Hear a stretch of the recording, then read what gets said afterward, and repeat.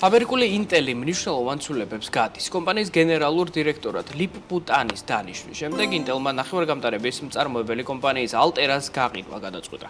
კომპანიის საკონტროლო 51%-იანი წილი კერძო კაპიტალის კომპანია Silver Lake-მა შეიძინა, რაც 4 მილიარდ 460 მილიონი დოლარი დაუჯდა.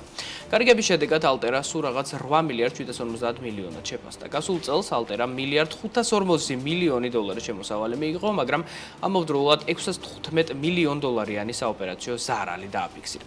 ექსპერტების შეფასებით, წაგებიანი ბიზნესის გაყიდვით ინტელი ძირითადად ბიზნესზე შეძლებს კონცენტრირებას, რაც მისი ძირითადი ბიზნესი, ანუ სხვა ტიპის პროცესორების წარმოება.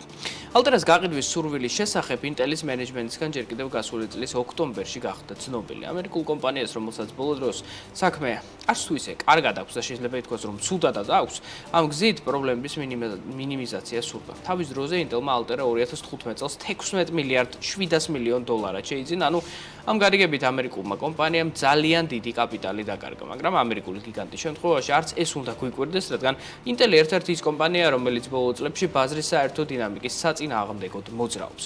ბოლო დეკადის მთავარი ინოვაცია ხელოვნური ინტელექტია, რომელმაც ფაქტობრივად ყველა ტექნოლოგიური კომპანიის საბაზრო კაპიტალიზაცია წარმოუდგენლად გაზარდა, მაგრამ ინტერმა ამ ტენდენციით ვერ ისარგებლა და პირიქით პროცესებს იმდენად ჩამოშორდა, რომ ბოლო 1 წლის განმავლობაში კომპანიის აქციის ფასი 44%-აა შემცირებული.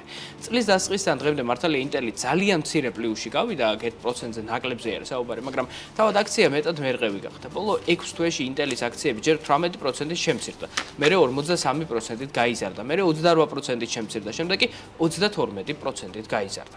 ამჟამად ინტელის აქციები კვლავ უფასურდება, ხოლო ბოლო 1 თვეში დაფიქსირებული კლება 22%-ის ტოლია. აი სწორედ ამ და სხვა პრობლემების მოგვარება სურს ინტელს ალტერას გაყიდვით. თავის დროზე ამ აქტივით კაპიტალიზაცია ინტელს კომპანიის აქციების საფონდო ბირჟაზე განთავსებით ჰქონდა გადაწყვეტილი, მაგრამ ეს პროცესი ძალიან დიდ მომზადებას, დროს და ფულს მოითხოვდა, რომელიც ამერიკულ გიგანტს ახლა უბრალოდ არ აქვს.